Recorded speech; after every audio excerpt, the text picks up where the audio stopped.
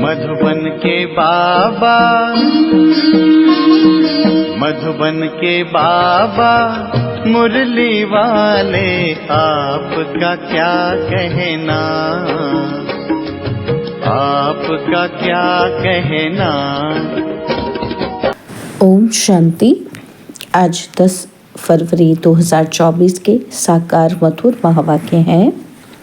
आज मीठे मीठे बाबा दादा बोले, मीठे बच्चे, आत्म अभिमानी बनने का अभ्यास करो तो दैवी गुण आते जाएंगे, क्रिमिनल ख्यालात समाप्त हो जाएंगे, अपार खुशी रहेगी।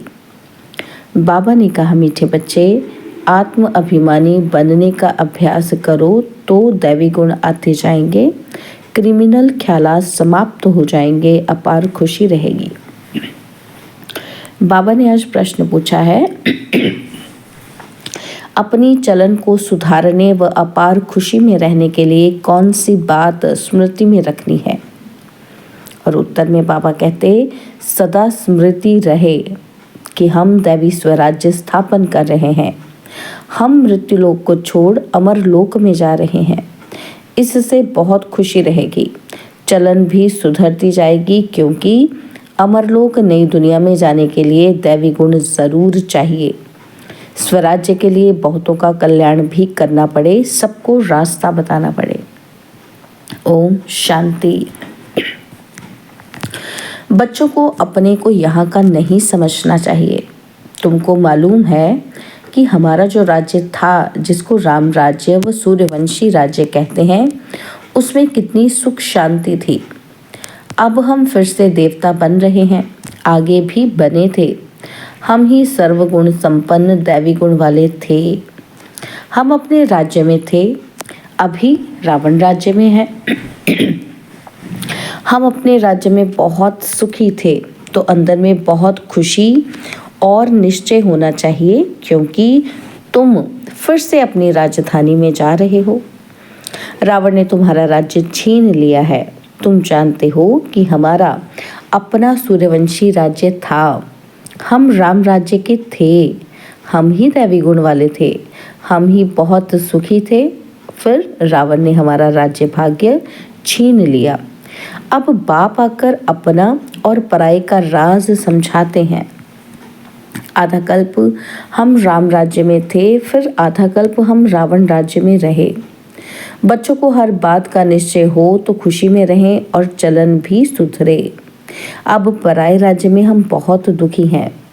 हिंदू भारतवासी समझते हैं कि हम पराये राज्य में दुखी थे, अब सुखी हैं अपने राज्य में, है ना। तो पराया राज्य कौन सा? हिंदू। जब अंग्रेज़ों के अंडर थे हम, तो बाबा कहते हिंदूवासी तो समझते हैं कि हम फॉरेन जो हमारे ऊपर राज्य करते थे उसमें दुखी थे, अब सुखी हैं क्योंकि अब अपना राज्य है। परंतु यह है अल्पकाल काग विष्टा समान सुख। तुम बच्चे अभी सदा काल के सुख की दुनिया में जा रहे हो, तो तुम बच्चों को अंदर बहुत खुशी रहनी चाहिए। ज्ञान में नहीं है तो जैसे ठिक्कर पत्थर बुद्धि है। तुम बच्चे जानते हो कि हम अवश्य अपना राज्य लेंगे, इसमें तकलीफ की कोई बात नहीं। राज्य लिया था, फिर आधा कल्प राज्य किया, और फिर रावण ने हमारी कला काया ही चट कर दी। कोई अच्छे अच्छे बच्चे की जब चलन बिगड़ जाती है तो कहा जाता है कि तुम्हारी कला काया चट हो गई है क्या। यह है बेहद की बातें। समझना चाहिए कि माया ने हमारी कला काया चट कर दी, हम गिरते ही आए। अब बेहद का बाप दैवी गुण सिखलाते हैं तो खुशी का पारा चढ़ना चाहिए। टीचर नॉलेज देते हैं तो स्टूडेंट को खुशी होती है। यह है बेहद की नॉलेज। अपने को देखना है कि मेरे में कोई आसुरी गुण तो नहीं है। संपूर्ण नहीं बनेंगे तो सजाएं खानी पड़ेगी। परंतु हम सजाएं खाएं ही क्यों? इसलिए बाप जिससे ये राज्य मिलता है उसको याद करना है। दैवी गुण जो हमारे में थे वह अब धारण करने हैं। वहाँ यथा राजा रानी तथा प्रजा सब में दैवी गुण थे। दैवी गुणों को ही समझते हो ना। अगर कोई समझते नहीं तो लाएंगे कैसे? गाते भी हैं कि सर्वगुण संपन्न, तो पुरुषार्थ कर ऐसा बनना है। बनने में मेहनत लगती है। क्रिमिनल आई हो जाती है। बाप कहते हैं अपने को आत्मा समझो, तो क्रिमिनल ख्यालात उड़ जाएंगे। युक्तियां तो बाप बहुत समझाते हैं। जिसमें दैवी गुण है उनको देवता कहा जाता है, जिसमें नहीं है उनको मनुष्य कहा जाता है तो दोनों ही मनुष्य, परंतु देवताओं को पूजते क्यों है? क्योंकि उनमें दैवी गुण हैं और उनके कर्तव्य किनके? मनुष्यों के कर्तव्य बंदर जैसे हैं। कितना आपस में लड़ाई झगड़ा आदि करते हैं। सतयुग में ऐसी बातें तो होती ही नहीं, यहाँ तो होती हैं। जरूर अपनी भूल होती है तो सहन करना पड़ता है। आत्म अभिमानी नहीं है तो सहन करना पड़ता है। तुम जितना आत्माभिमानी बनते जाएंगे उतने दैवी गुण भी धारण होंगे। अपनी जांच करनी है कि हमारे में दैवी गुण हैं।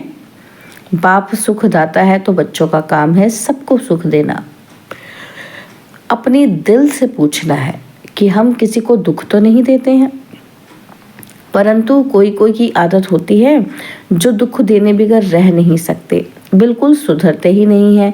जैसे जेल बर्ड्स, वह जेल में ही अपने को सुखी समझते हैं।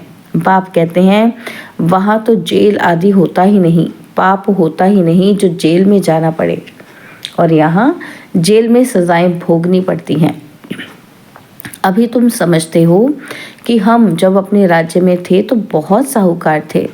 जो ब्राह्मण कुल वाले होंगे वह ऐसे ही समझेंगे कि हम अपना राज्य स्थापन कर रहे हैं। वह एक ही हमारा राज्य था जिसको देवताओं का राज्य कहा जाता है। आत्मा को जब ज्ञान मिलता है तो खुशी होती है। जीवात्मा जरूर कहना पड़े। हम जीवात्मा जब देवी देवता धर्म की थी तो सारे विश्व पर हमारा ही राज्य था। यह नॉलेज है तुम्हारे लिए। भारतवासी थोड़े ही समझते हैं कि हमारा राज्य था, हम भी सतो प्रधान थे। तुम ही ये सारी नॉलेज समझते हो तो हम ही देवता थे और हमको ही अब बनना है। भल विघ्न भी पड़ते हैं, परंतु तुम्हारी दिन प्रतिदिन उन्नति होती जाएगी। तुम्हारा नाम बाला होता जाएगा। सब समझेंगे कि ये अच्छी संस्था है, अच्छा काम कर रहे हैं। रास्ता भी बहुत सहज बताते हैं। कहते हैं तुम ही सतो प्रधान थे, देवता थे, अपनी राजधानी में थे। अब तमो प्रधान बने हो तो और कोई अपने को रावण राज्य में समझते ही नहीं है। तुम जानते हो कि हम कितने स्वच्छ थे, अब तुच्छ बने हैं। पुनर्जन्म लेते लेते पारस बुद्धि से पत्थर बुद्धि बन पड़े हैं। अब हम अपना राज्य स्थापन कर रहे हैं तो तुमको उछलना चाहिए, पुरुषार्थ में लग जाना चाहिए। जो कल्प पहले लगे होंगे वे अब भी लगेंगे जरूर। नंबरवार पुरुषार्थ अनुसार हम अपना दैवी राज्य स्थापन कर रहे हैं, यह भी तुम घड़ी घड़ी भूल जाते हो। नहीं तो अंदर बहुत खुशी रहनी चाहिए। एक दो को यही याद दिलाओ कि मन मना भाव। बाप को याद करो जिससे ही अब राजाई लेते हैं। यह कोई नई बात नहीं है। कल्प कल्प हमको बाप श्रीमत देते हैं जिससे हम दैवी गुण धारण करते हैं। नहीं तो सजाएं खाकर फिर कम पद लेंगे। यह बड़ी भारी लॉटरी है। अब पुरुषार्थ कर ऊंच पद पाया तो कल्प कल्पांतर पाते ही रहेंगे। बाप कितना सहज समझाते हैं। प्रदर्शनी में भी यही समझाते रहो कि तुम भारतवासी ही देवताओं की राजधानी के थे। फिर पुनर्जन्म लेते लेते सीढ़ी नीचे उतरते उतरते ऐसे बने हो। कितना सहज समझाते हैं। सुप्रीम बाप, सुप्रीम टीचर, सुप्रीम गुरु है ना। तुम कितने ढेर स्टूडेंट हो, दौड़ी लगाते रहते हो। बाबा भी लिस्ट मंगाते रहते हैं कि कितने निर्विकारी पवित्र बने हैं। बच्चों को समझाया गया है कि भ्रिकुटी के बीच में आत्मा चमकती है। बाप कहते हैं मैं भी यहाँ आकर बैठता हूँ, अपना पाठ बजाता हूँ। मेरा पार्ट ही है पतितों को पावन बनाना। ज्ञान सागर हूँ। बच्चे पैदा होते हैं, कोई तो बहुत अच्छे होते हैं, कोई खराब भी निकल पड़ते हैं। फिर आश्चर्यवंत सुनंती कथंती भगंती हो जाते हैं। अरे माया, तुम कितनी प्रबल हो। फिर भी बाप कहते हैं भगंती होकर भी कहाँ जाएंगे। यही एक बाप तारने वाला है। एक बाप है सदगति दाता। बाकी इस ज्ञान को कोई तो बिल्कुल जानते ही नहीं। जिसने कल्प पहले माना है वही मानेंगे। इसमें अपनी चलन को बहुत सुधारना पड़ता है, सर्विस करनी पड़ती है, बहुतों का कल्याण करना है, बहुतों को जाकर रास्ता बताना है, बहुत बहुत मीठी ज़बान से समझाना है कि तुम भारतवासी ही विश्व के मालिक थे। अब फिर तुम इस प्रकार से अपना राज्य ले सकते हो। यह तो तुम समझते हो। बाप जो समझाते हैं ऐसा कोई समझा ना सके, फिर भी चलते चलते माया से हार खा लेते हैं। बाप खुद कहते हैं विकारों पर जीत पाने से ही तुम जगत जीत बनेंगे। यह देवताएं जगत जीत बने हैं, ज़रूर उन्होंने ऐसा कर्म किया है। बाप ने कर्मों की गति भी बताई है। रावण राज्य में कर्म विकर्म ही होते हैं और राम राज्य में कर्म अकर्म होते हैं। मूल बात है काम पर जीत पाकर जगत जीत बनने की। बाप को याद करो, अब वापस घर जाना है। हमको 100% सर्टेन है कि हम अपना राज्य लेकर ही छोड़ेंगे, परंतु राज्य यहाँ नहीं करेंगे। यहाँ राज्य लेते हैं, राज्य करेंगे अमरलोक में।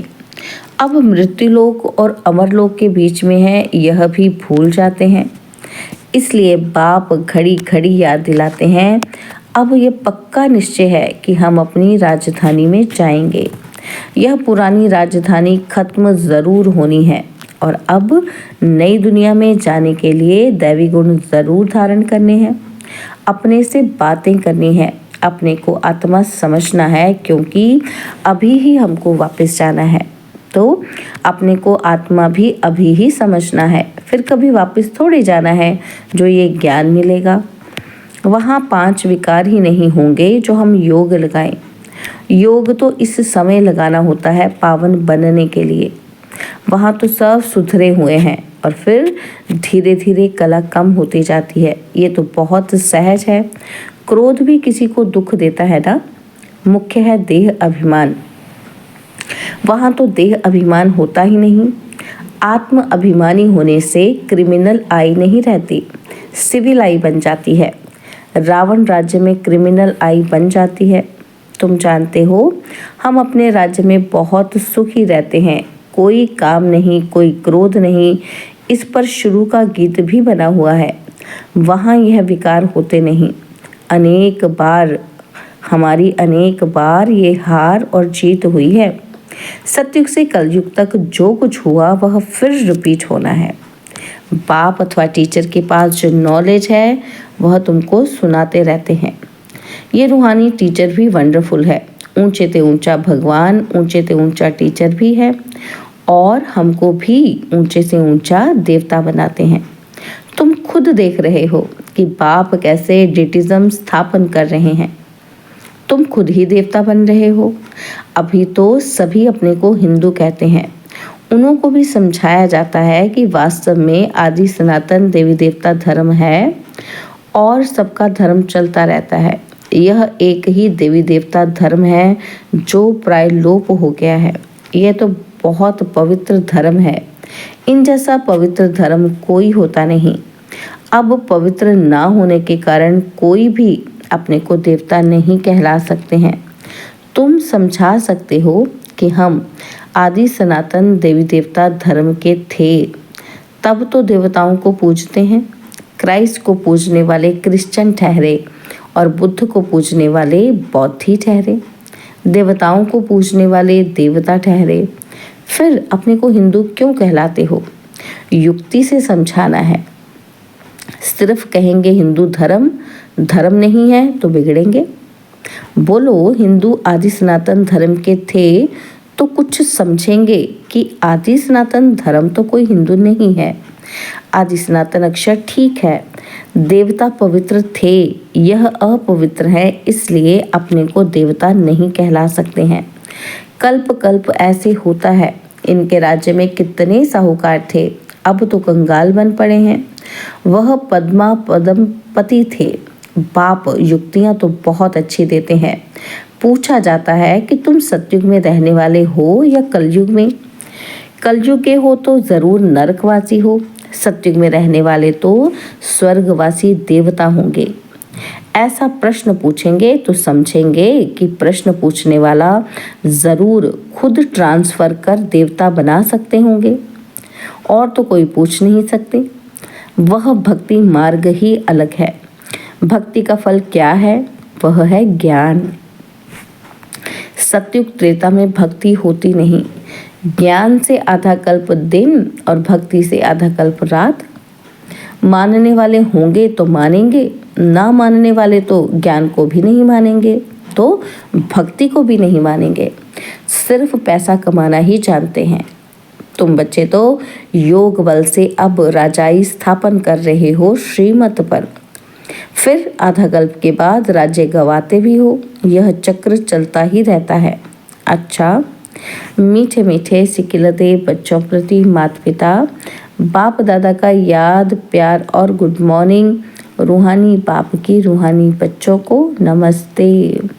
हम रूहानी बच्चों की रूहानी बाप दादाजी को दिलवा जान सिकवा प्रेम से नमस्ते। ओम शांति। प्यारे बाबा, मीठे बाबा, मेरे बाबा, शुक्रिया बाबा, शुक्रिया बाबा, शुक्रिया। धारणा के लिए मुख्य सार है। पहला पॉइंट है, बहुतों का कल्याण करने के लिए अपनी ज़बान बहुत मीठी बनानी है। मीठी ज़बान से सर्विस करनी है, सहनशील बनना है। और दूसरा पॉइंट है, कर्मों की गहन गति को समझ विकारों पर जीत पानी है। जगत जीत देवता बनना है। आत्म अभिमानी बन क्रिमिनल दृष्टि को सिविल बनाना है। बाबा ने आज वरदान दिया, श्रेष्ठ कर्म द्वारा दिव्य गुण रूपी प्रभु प्रसाद बांटने वाले फरिश्ता सो देवता भव। श्रेष्ठ कर्म द्वारा दिव्य गुण रूपी प्रभु प्रसाद बांटने वाले फरिश्ता सो देवता भव। वर्तमान समय चाहे अज्ञानी आत्माएं हैं चाहे ब्राह्मण आत्माएं हैं, दोनों को आवश्यकता गुण दान की है। तो अब इस विधि को स्वयं में व ब्राह्मण परिवार में तीव्र बनाओ। ये दिव्य गुण सबसे श्रेष्ठ प्रभु प्रसाद हैं। इस प्रसाद को खूब बांटो। जैसे स्नेह की निशानी एक दो को टोली खिलाते हो, तो ऐसे दिव्य गुणों की टोली खिलाओ। तो इस विधि से फरिश्ता सो देवता बनने का लक्ष्य सहज सब में प्रत्यक्ष दिखाई देगा। स्लोगन है, योग रूपी कवच को पहनकर रखो तो माया रूपी दुश्मन वार नहीं कर सकता। योग रूपी कवच को पहनकर रखो तो माया रूपी दुश्मन वार नहीं कर सकता। ओम शांति। और अब यह एक बहुत अच्छी वीडियो भी जरूर देखें।